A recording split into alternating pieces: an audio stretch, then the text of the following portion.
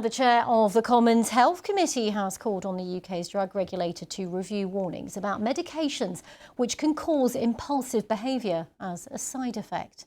A BBC investigation's found that for some patients, the drugs cause compulsive gambling or sexual behaviour.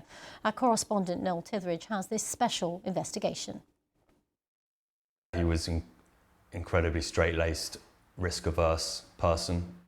Freddie's dad, Bill, was always a cautious man. He worked as a teacher his whole career, and then, age 54, retired early. He'd developed some symptoms around his movement and speech, went on to medication shortly after. Bill was prescribed drugs which boost dopamine activity to treat Parkinson's, but his behaviour started to change, watching pornography openly and driving erratically. Before long, he'd also sold the family home and suddenly needed money. He said, "It's invested." Okay, where? In Ghana. Heart just totally sank. These side effects of severe impulse control disorder, hypersexuality, made Dad the perfect victim for a romance scam. Freddie had never been warned about the side effects, and by the time he found out about them in 2017, his dad had lost around £300,000. But the money was of total insignificance to the pain of losing Dad. Don't worry, Freddie, take a moment. Our investigations heard from scores of families who say these impulsive behaviours have led to huge debts, the breakup of families and even criminality. One man stole £600,000 to fund his impulsive behaviour. Another woman lost over £150,000 to gambling. From the age of 11, I was prescribed the drug that soon led to me going to arcades to gamble. It just got worse from there. Brandon has Tourette syndrome and had only just started secondary school when he was prescribed aripiprazole, a separate drug that's known as a partial dopamine agonist, but also causes impulsive behaviour. I was stealing from family. I'd borrowed from several people, maybe tens of people. It just got considerably worse, consistently worse, until I found myself in a lot of debt. Brandon's mother says the family even raised his gambling problems with doctors, but his medication wasn't changed.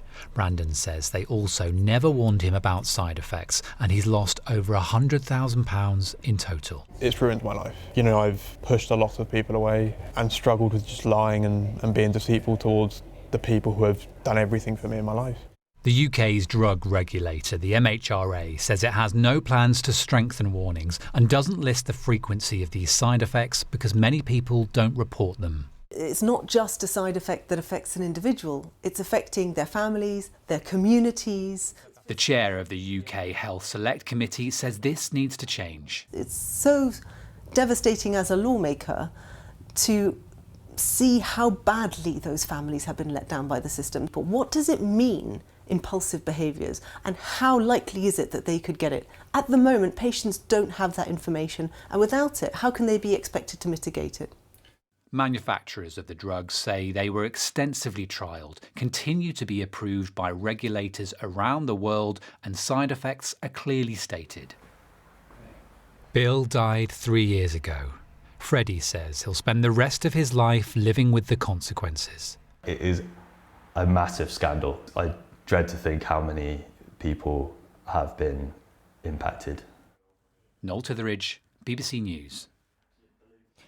Well, Noel joins me now in the studio. I mean, it's a hard watch, your investigation, isn't it? And this, I understand, these cases are just the tip of the iceberg, what we saw in your story there. Yeah, well, I've spent the past year speaking to families about the devastating consequences of side effects of this family of prescription drugs. Now, scores of people have told me that they developed impulsive behaviours, such as sex and gambling addictions, that in turn led to huge debts, the breakup of marriages, criminality, and even in one case, suicide. One family told me about their previously well-respected solicitor father who stole £600,000 to fund sex and bizarrely antiques. Now, he later took his own life. Many of these people had two things in common. They said they either weren't warned properly by doctors and they never made the link between their behaviour and their medication. It's been known for more than 2 decades that these drugs can cause impulsive behaviours, and the side effects are common. Around 1 in 6 Parkinson's patients are affected, it's thought. It's really difficult to listen to that, isn't it? No, it really is a real tragedy. What do the manufacturers and the authorities say about your investigation? Well, the government says our findings are hugely concerning, but the UK drug regulator, the MHRA, says there are no plans currently to change warnings. Manufacturers say that these drugs have been extensively trialled, repeatedly approved by regulators across the world, and that the side effects are clearly stated. These drugs are an established treatment and prescribed over 1.5 million times by GPs alone in the UK, in England last year. NHS advice is clear. If you have any concerns, you should speak to your doctor. And if we can just briefly talk a little bit more about how these drugs work, because they're prescribed for things like you say, Parkinson's, how can they then lead to these sort of side effects? Well, these drugs are called dopamine agonists, and they work by boosting the activity of dopamine in the brain. Dopamine's a key chemical for movement, for coordinating movement, and so particularly helpful with Parkinson's, where sufferers face tremors and shakes. But dopamine's also key in driving feelings of reward and enjoyment, and it's thought that these drugs can overstimulate these feelings. Okay, and is there any action that's likely to be taken on this? What conversations now moving this forward? Well, the chair of the Health Select Committee has now written to the UK drug regulator asking them to review findings. They want the commonality, the frequency of impulse control disorders to be included in warnings. It's really important work that you've done, Noel. I know it's taken you a long time to get to this as well, but really appreciate you coming in and talking about your story.